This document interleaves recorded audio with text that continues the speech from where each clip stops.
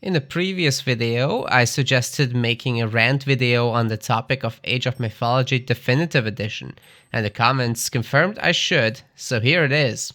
For those of you new here, welcome, I'm Nakamura. I have played Age of Mythology since it was released. I am a tournament host, caster, and competitive player. I've even worked on the game at some point as a dev, kickstarting my career in games.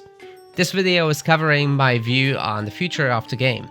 There will be plenty of salt, mixed with my hopes of seeing a light at the end of the tunnel. Age of Empires has its 25th anniversary event on August 25th, 2022, where World's Edge, who are the managing studio behind the franchise, claims there will be something for fans of all games. All games should mean Age of Mythology is included, right? Well, maybe. To put it bluntly, Age of Mythology has been sort of treated as the unwanted stepchild of the franchise for the longest time. Unfortunately, unlike Age of Empires 3, it was not possible to play it online back in the 2000s for many, as a significant number of copies was strangely sold via Ubisoft. The codes they provided with the discs were not valid for online play. To make matters worse, server certificates expired in the early 2010s, making it impossible to play online without third-party clients, and so people migrated to Game Ranger and/or Woobly. This kinda did the trick, especially Woobly provided useful features for the community such as ranked matches, profiles with win rates, and public replays of ranked matches. But as good of a third-party solution as it was, the community would essentially never grow from there. Turning that around would require a re-release of the game.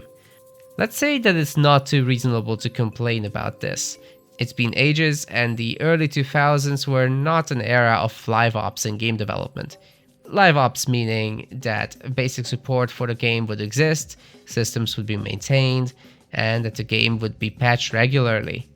This is not to be confused with a live service, which is about monetizing a game with regular new content. The next chapter for Age of Mythology was its re-release on Steam, the Extended Edition, a project outsourced to Skybox Labs and several other support studios. This new version brought several improvements such as native 16:9 resolution support, new graphical features, and a heavily enhanced spectator and replay mode. The launch was extremely rocky, countless new bugs were introduced, performance was horrendous, and the online features have been heavily cut down on. For example, you no longer have an in-game profile that collects stats on your games, and you can't party up for matchmaking as a team. Yikes.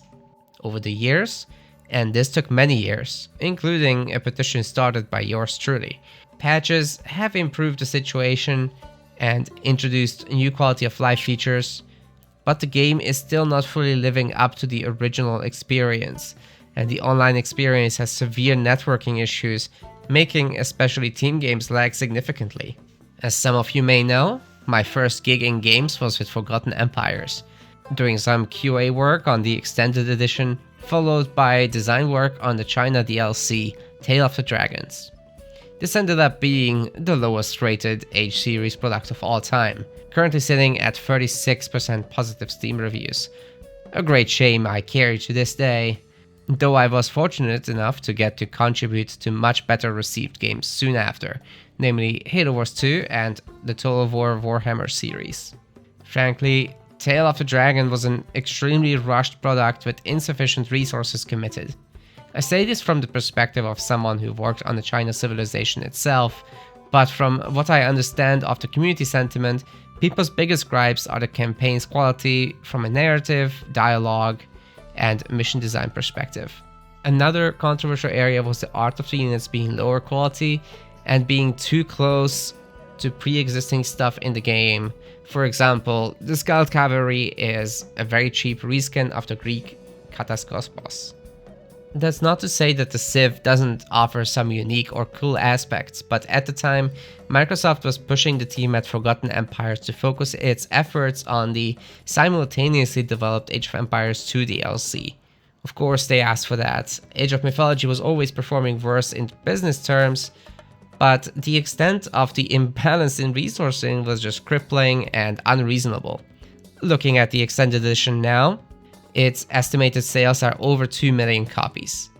At its higher asking price, it certainly can't be said that it hasn't made a significant financial contribution compared to Age of Empires 2 HD Edition.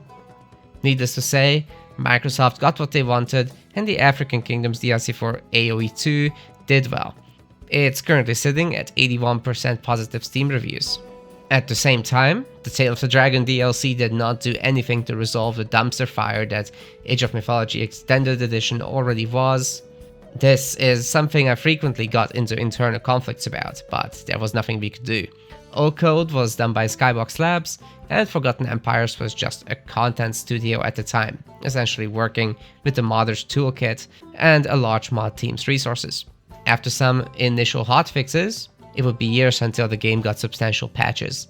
These addressed crashes, online desyncs, improved performance, and cleaned up some of the visuals of the game, plus delivered some much needed balance changes.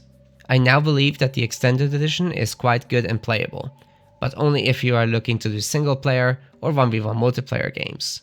Team games remain insanely laggy under most circumstances and are probably not worth your time. I personally am on a modern PC with a good connection, so for myself and others like me, 1v1s are silky smooth. But this won't be the case for all. Many tournament players I know are on older laptops, so things are a struggle, and due to the peer-to-peer networking, their bad performance drags other players in the match down too. I also want to add that the Steam Workshop's effect on modding has been more or less great, exposing many to the world of mods. The problem is that with every update, modders would need to update their mods, or they would cause significant stability issues. Old outdated mods would change files in a non-compatible way. People subscribed to these may or may not be able to even age up in the game. It's not an actual bug, but the issue is that mods are not version whitelisted or moderated, so you can very easily get access to this old broken stuff right now. So all in all, I guess now you understand why the Age of Mythology community really needs a definitive edition.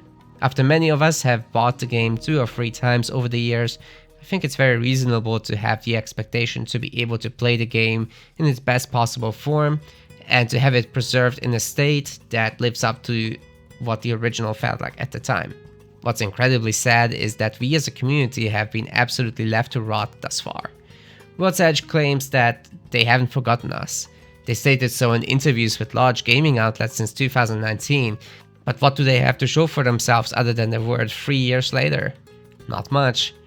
Age of Mythology Definitive Edition should have been right there with the rest when they announced Age of Empires 4 in 2017, but it was not. We got skipped. It was a heartbreaking day to be an Age of Mythology fan. I truly hope they will make me eat my words during the anniversary event. I want them to completely prove my cynical stance wrong.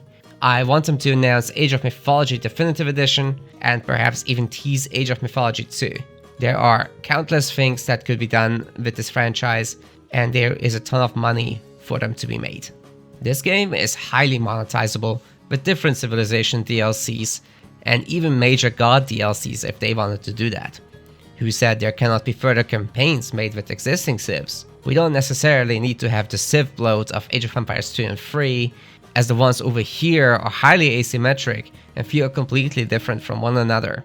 Further to this, a definitive edition would give people something to be excited for and something to get involved in while waiting for Age of Mythology 2.